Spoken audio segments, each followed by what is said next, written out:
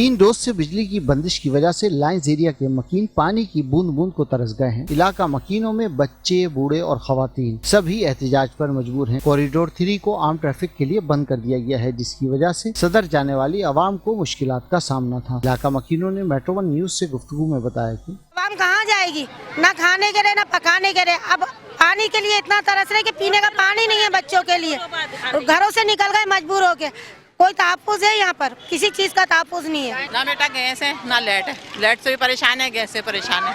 बच्चे सुबह नाश्ते में जाते हैं, भूखे आदमी हैं वो भूखे जाते हैं। क्या कर सकते हैं ये बताते हैं। 3 दिन से लाइट नहीं है, ना पानी हमारे घरों में ना कुछ है। नमाज पढ़ने तक के नहीं पानी नहीं है। इधर उधर डब्बे लिए बच्चे फिर रहे हैं, बड़े फिर रहे हैं, परेशान है। क्या करें, बहुत तंग करते हैं। आवर बिलिंग है, फिर काट देते हैं कि लाइट तुम्हारा लाइट बिल नहीं भर रहे हो। ये